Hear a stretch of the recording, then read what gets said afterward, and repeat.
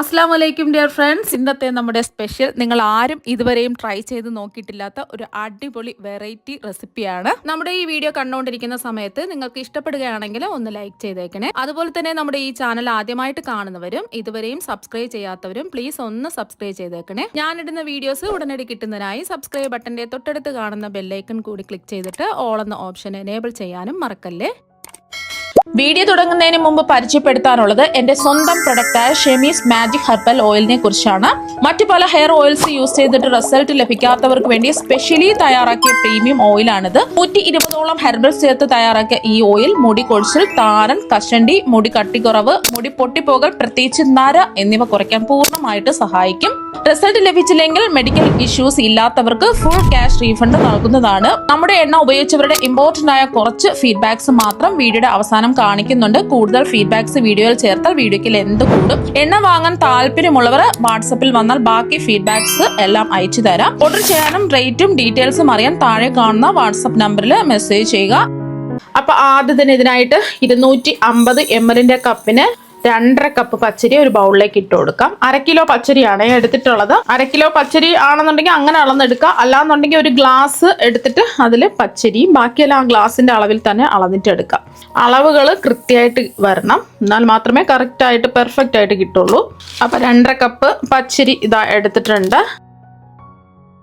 ഇനി പച്ചരി നല്ലതുപോലെ 4-5 പ്രാവശ്യം കഴുകി വൃത്തിയാക്കിയിട്ട് മുങ്ങിക്കിടക്കത്തക്ക രീതിയിൽ വെള്ളം ഒഴിച്ച് ഒരു 4-5 മണിക്കൂർ കുതിർക്കാൻ വെക്കണം. അരി നല്ലതുപോലെ കഴുകി വൃത്തിയാക്കി എടുത്തതിന് ശേഷം 4-5 മണിക്കൂർ കുതിർത്തിട്ട് ഞാനിതാ ഒരു അരിപ്പയില് അതിന്റെ വെള്ളം മാറാൻ വേണ്ടിയിട്ട് ഇട്ട് വെച്ചിട്ടുണ്ട്. അപ്പൊ വെള്ളമൊക്കെ മാറിയിട്ടുണ്ട്. ഇതിവിടെ ഇരിക്കട്ടെ. ഇനി നമുക്ക് ഇതിന് വേണ്ടിയിട്ട് ശർക്കര പാനി റെഡിയാക്കി എടുക്കണം. അതിന് വേണ്ടിയിട്ട് നമ്മൾ അരി അളന്നെടുത്ത അതേ കപ്പിന്റെ അളവിൽ തന്നെ 2 കപ്പ് ശർക്കരയാണ് എടുത്തിട്ടുള്ളത്. നല്ല മധുരമല്ല, മധുരം കുറവുമല്ല, അത്യാവശ്യം ഒരു മധുരം ഉണ്ട്. അത് കറക്റ്റ് മധുരമാണ്. നിങ്ങൾക്ക് ഇതിൽ കൂടുതൽ മധുരം വേണമെന്നുണ്ടെങ്കിൽ ഒരു 1/4 കപ്പ് ശർക്കര കൂടി ചേർക്കാവുന്നതാണ്. ഇതുപോലത്തെ അളവ് കപ്പ് ഇല്ലാന്നുണ്ടെങ്കിൽ അരി അളന്നെടുത്ത ഗ്ലാസിന്റെ അളവിൽ തന്നെ 2 ഗ്ലാസ് ശർക്കര പൊടിച്ചത് അളന്നിട്ടെടുക്കുക. ഇപ്പൊ ശർക്കര പൊടിച്ചത് ഇട്ട് കൊടുത്തിട്ടുണ്ട്. 2 കപ്പാണ് എടുത്തിട്ടുള്ളത്. 360 ഗ്രാം ഉണ്ടാവും. കിലോ കണക്കിന് അരി എടുക്കുകയാണെന്നുണ്ടെങ്കിൽ 1/2 കിലോ അരിക്ക് 360 ഗ്രാം ശർക്കര എടുക്കാം. ഇനി ശർക്കര ഉരുക്കി എടുക്കുന്നതിന് ആവശ്യമായിട്ടുള്ള വെള്ളം ഒഴിച്ചു കൊടുക്കാം. നമ്മൾ എത്രയാണോ ശർക്കര അളന്നെടുത്തിട്ടുള്ളത് അതിന്റെ പകുതി വെള്ളം ഒഴിച്ചു കൊടുക്കുക. 1 കപ്പ് വെള്ളമാണ് ഒഴിച്ചു കൊടുക്കുന്നത്. പിന്നെ ഇതിൽ കൂടി പോരുത്, വെള്ളം കുറഞ്ഞു പോകാനും പാടില്ല. കറക്റ്റ് 1 കപ്പ് വെള്ളം ഒഴിച്ചു കൊടുക്കുക. നമ്മൾ ശർക്കര എത്രയാണോ എടുത്തത് അതിന്റെ പകുതി വെള്ളം ഒഴിച്ചു കൊടുക്കുക. ശർക്കര ഒന്ന് ഉരുക്കിയെടുക്കാം. അപ്പം പൊടിച്ചെടുത്ത ശർക്കര ആയതുകൊണ്ട് പെട്ടെന്ന് തന്നെ ശർക്കര ഉരുക്കി കിട്ടും. ഒരു നൂൽപ്പാവൊന്നും ആവേണ്ട ആവശ്യമൊന്നുമില്ല. ശർക്കര ഒന്ന് ഇതുപോലെ ഒന്ന് വെള്ളം തിളച്ച് വരുമ്പോൾ തന്നെ ശർക്കര പാനി റെഡിയാവും. അപ്പോൾ ഒന്ന് തിളച്ച് വന്നപ്പോൾ തന്നെ ശർക്കര പാനി റെഡി ആയിട്ടുണ്ട്. പിന്നെ കല്ലും മണ്ണും ഉള്ള ശർക്കരയാണെന്നുണ്ടെങ്കിൽ ചൂടോട് കൂടി തന്നെ ഒരു പാത്രത്തിലേക്ക് അരിച്ചൊഴിച്ച് മാറ്റി വയ്ക്കുക. ചെറിയൊരു ചൂട് ഉണ്ടാവാനേ പാടുള്ളൂ, ഒരുപാട് ചൂടുണ്ടാവാൻ പാടില്ല. അപ്പൊ ചൂട് മാറാൻ വേണ്ടിയിട്ട് നമുക്ക് മാറ്റി വെക്കാം. അതാ ശർക്കര പാനിയുടെ ചൂട് മാറിയിട്ടുണ്ട്. ഒരുപാടങ്ങ് ചൂട് മാറിയിട്ടില്ല, ചെറിയൊരു ചൂടുണ്ട്. നമ്മൾ കയ്യിൽ തൊട്ട് നോക്കുന്ന സമയത്ത് കയ്യിൽ തൊടാൻ പറ്റുന്ന ചൂട് അത്ര ആവാൻ പാടുള്ളൂ, ഒരുപാട് ചൂട് മാറരുത്. അരിപ്പയിലിട്ട് വെച്ചിരിക്കുന്ന അരിയുടെ വെള്ളത്തിന്റെ ആയർപ്പൊക്കെ ഒന്ന് മാറിയിട്ടുണ്ട്. ഇനി നമുക്ക് ഈ അരി മിക്സിയുടെ ജാറിലേക്ക് മാറ്റാം. അരി മിക്സിയുടെ ജാറിലേക്ക് മാറ്റിയിട്ടുണ്ട്. കുറച്ച് വലിയ ജാറാണ് എടുത്തിട്ടുള്ളത്. ചെറിയ ജാറൊക്കെ ആണെന്നുണ്ടെങ്കിൽ 2 ബാച്ചായിട്ട് അരച്ചിട്ടെടുക്കുക. നമ്മൾ ഉരുക്കി മാറ്റി അരച്ചു വെച്ചിരിക്കുന്ന ശർക്കര പാനി ചെറിയൊരു ചൂടേ ഉള്ളൂ, അത് ഇതിലേക്ക് അങ്ങ് ഒഴിച്ചു കൊടുക്കുക. അപ്പോൾ ഒരുപാടങ്ങ് പേസ്റ്റ് പരുവത്തിന് അരച്ചെടുക്കരുത്, ഒരു ചെറിയ തരിയോടുകൂടി അരച്ചെടുക്കുക. അപ്പോൾ അരച്ചെടുത്തിട്ടുണ്ട്. ഈ ഒരു പരുവത്തിന് അരച്ചിട്ടെടുക്കുക. നമ്മൾ കയ്യിൽ പിടിച്ച് നോക്കുന്ന സമയത്ത് ഇതുപോലെ തരി പോലെ കാണും. അപ്പൊ അതാണ് ഇതിന്റെ പരുവെന്ന് പറയുന്നത്. ഒരുപാടങ്ങ് പേസ്റ്റ് പരുവത്തിന് അരച്ചെടുക്കരുത്. ഒരു കാര്യം, നിങ്ങൾക്ക് അരി കുതിർത്ത് വെച്ച് വെള്ളം മാറ്റിയതിന് ശേഷം അരി പൊടിച്ചിട്ട് വേണമെങ്കിലും ഇതുപോലെ ചെയ്തിട്ടെടുക്കാം. അരയ്ക്കാതെ അരി പൊടിച്ചിട്ട് ശർക്കര പാനി ഒഴിച്ച് മിക്സ് ചെയ്ത് യോജിപ്പിച്ച് അങ്ങനെയും ചെയ്യാം. ഇങ്ങനെ അരച്ചിട്ട് വേണമെങ്കിലും നെയ്യപ്പം ചെയ്യാം.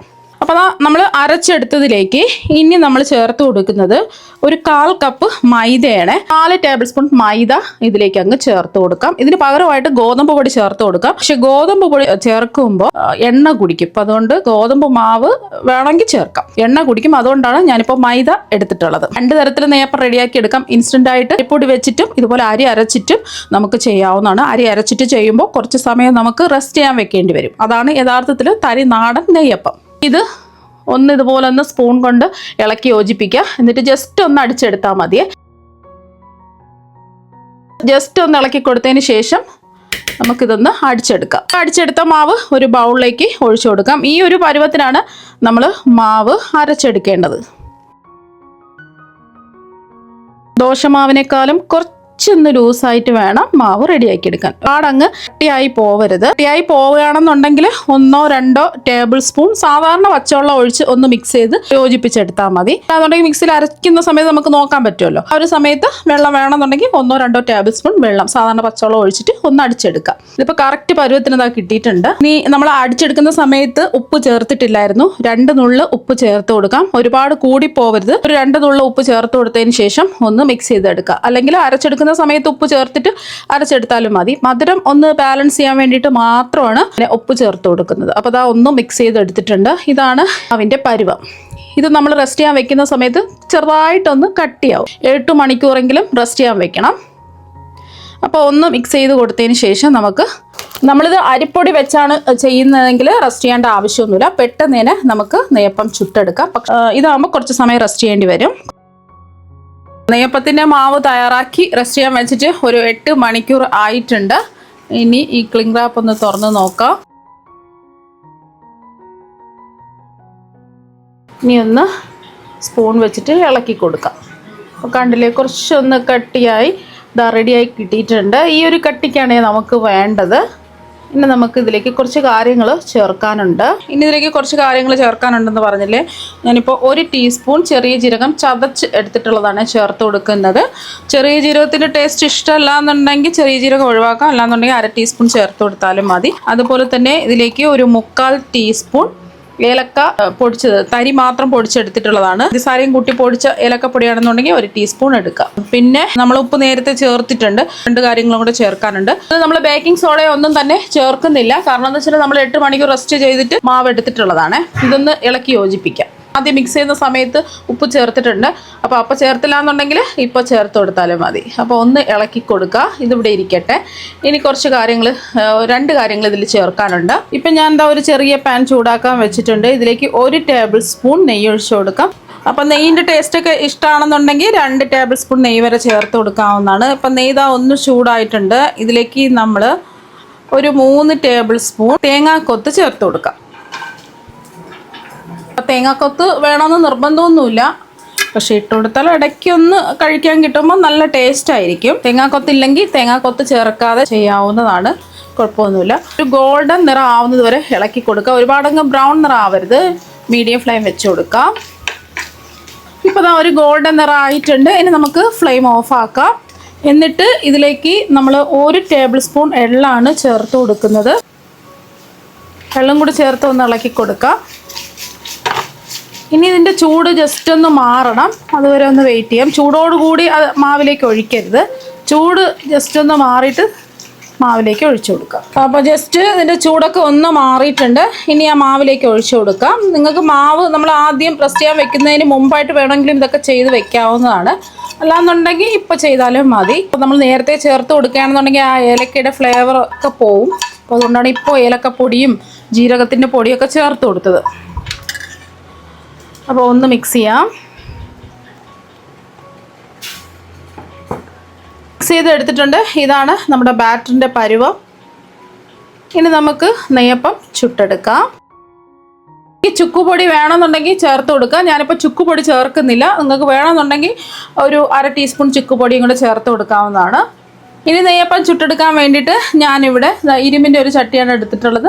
ഇതുപോലെ കുഴിയുള്ള ഏതെങ്കിലും ഒരു കടായി എടുത്താലും മതി. എന്നിട്ട് ഇതിലേക്ക് ഞാൻ വെളിച്ചെണ്ണയാണ് ഒഴിച്ചു കൊടുക്കുന്നത്. നെയ്യപ്പമില്ലേ, നാടൻ നെയ്യപ്പം ആയതുകൊണ്ട് വെളിച്ചെണ്ണയിൽ തന്നെ ചെയ്തിട്ടെടുക്കുക. എന്നാലാണ് അതിൻ്റെ മണവും ടേസ്റ്റും ഒക്കെ നെയ്യപ്പത്തിന് കിട്ടുന്നത്. അപ്പോൾ എണ്ണ ഒന്ന് ചൂടാവണം. അപ്പോൾ ആ എണ്ണ ഒന്ന് ചൂടായിട്ടുണ്ട്. എണ്ണ നന്നായി ചൂടായതിന് ശേഷം മീഡിയം ഫ്ലെയിം വെച്ച് കൊടുക്കുക. അപ്പോൾ ചൂടായ എണ്ണയിലേക്ക് 1 സ്പൂൺ മാവ് ഒഴിച്ചു കൊടുക്കുക. അപ്പോൾ കണ്ടില്ലേ, പെട്ടെന്ന് തന്നെ വീർത്ത് പൊങ്ങി വന്നിട്ടുണ്ട്. ഇതിൻ്റെ മുകളിലായിട്ട് ഇതുപോലെ എണ്ണ ഒഴിച്ചു കൊടുക്കുന്ന സമയത്ത് കുറച്ചും കൂടെ അങ്ങ് വീർത്ത് വരും.